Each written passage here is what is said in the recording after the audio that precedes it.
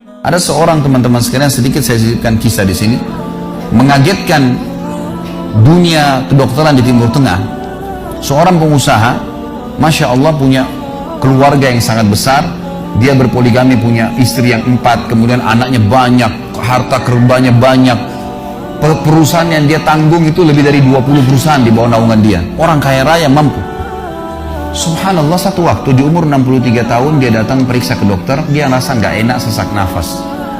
Waktu difoto di ronsen, tiba-tiba dokter yang foto itu kaget. Waktu selesai di ronsen, dia katakan, mana tadi pasien yang di ronsen? Mana pasien tadi? Pasien masih duduk di depan. Pastikan pasien ini cari di ruang kematian. Nggak mungkin, secara ronsen sudah tidak bisa. Jantungnya tidak berdetak. Orangnya tidak berdetak jantungnya. Subhanallah, pada saat dicek ternyata tidak berdetak betul. Ditanya mana, dokter ini tidak percaya. Dia teriak, dia mengatakan ada orang mati baru di ronsen tapi bernafas, gitu kan. Dia panggil telepon teman-teman spesialisnya, kemudian ditelepon datang. Kemudian dikasihlah gambar tersebut kepada temannya mengatakan, mana jenazah ini? Kata temannya, yang dokter yang satu yang foto pertama, ini bukan jenazah, ini orangnya lagi duduk. Kaget dokter yang kedua, jantungnya tidak berdetak secara medis, nggak mungkin bisa hidup. Bagaimana ceritanya nih? Dipanggil, apakah ini punya Anda? Dia bilang, iya ini punya saya. Dicek lagi kedua kali, benar. Dua-dua dokter ini tahu secara teoritis, shock. Ini nggak mungkin orang mati nih. Nggak ada ceritanya nih. Dipakai alat USG pun jantungnya tidak berdetak. Kok bisa hidup nih? Bisa ngobrol. Telepon teman-temannya, sampai dokter-dokter yang asli dari Jazirah Arab pun yang ada di Eropa, dokter spesialis pada datang keesokan harinya, cek, nggak percaya kejadian ini. Dicek ternyata benar. Kemudian ditelusurin lah, kira-kira bagaimana bisa orang ini masih bernafas, masih ngomong. Dicek ternyata benar. Si pasien ini mengatakan, lah, kira-kira bagaimana bisa orang ini masih bernafas, masih ngomong. Si pasien ini mengatakan, ada apa sebenarnya? Dia bilang, orang seperti Anda nggak mungkin hidup, sudah mati. Lalu kata dia, apakah orang seperti saya, jantung tidak berdetak, bisa punya keluarga? Mereka bilang mustahil. Dia bilang, saya punya istri dan saya melayani mereka. Apakah orang seperti saya bisa bekerja? Dia bilang mustahil, saya menaungi 20 perusahaan saya.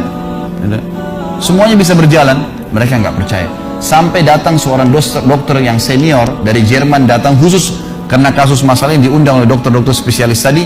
Dicek, ditemukan ternyata teman-teman sekalian, di bagian bawah jantungnya ada urat-urat saraf seperti terbuat, ya, seperti dibuat secara alami yang mengalirkan darah-darah tertentu sehingga ada pompa nafas di situ.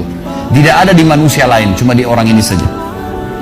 Semua dokter mengatakan ini nggak masuk di akal, nggak ada manusia seperti ini di dunia.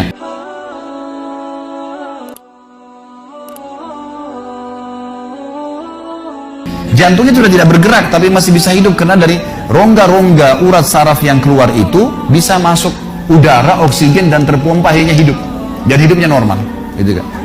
Subhanallah, ini sesuatu keajaiban.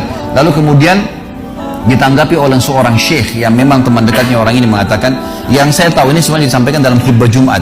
Lalu dia mengatakan, yang saya tahu, orang ini tidak pernah ketinggalan puasa Senin Kamis, tidak pernah ketinggalan puasa Ayyamul Bid, semua puasa sunnah dan wajib dijalankan, dan tidak pernah buka puasa sendiri, pasti buka puasain orang lain. Tidak ada kegiatan sosial, bangun buat gali sumur, bangun masjid, bagi kitab Al-Quran, tidak pernah kecuali dia ada di situ. Walaupun andilnya tidak besar, tapi selalu ada. Orang tuanya selalu dibaktiin, selalu bersedekah, selalu kalau datang kepada saya diskusi tentang masalahnya orang. Ini ada tetangga saya punya masalah begini, bagaimana jalan keluarnya secara syariat, dan seterusnya. Hidupnya sibuk dengan ibadah kepada Allah Subhanahu Wa Taala. Allah ciptakan urat saraf khusus sehingga bisa terpompa, ya, udara masuk ke jantungnya. Tidak ada operasi. Ini yang dikatakan yaj'al min amri yusra, mudah, aneh, dokter nggak masuk di akalnya. Dan ini banyak orang, subhanallah, lupa dengan Allah Azza wa Jalla. Subuh besok insya Allah kita akan bahas lebih jauh masalah itu. Mereka tidak tahu kalau kekuatan Allah SWT. Sakit, dokter, dok, bagaimana saya bisa sembuh? Subhanallah. Sebelum pergi, akhi, ukhti, bilang, ya Allah, jadikan dokter ini penyebab saya sembuh insya Allah.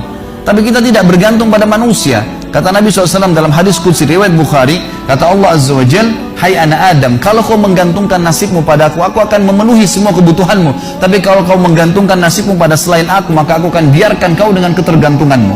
Ya udah, terserah kamu, tidak akan bisa ditolong, gitu kan. Tapi kalau Allah Azza wa Jal turun tangan, sudah berbeda ceritanya, teman-teman sekalian.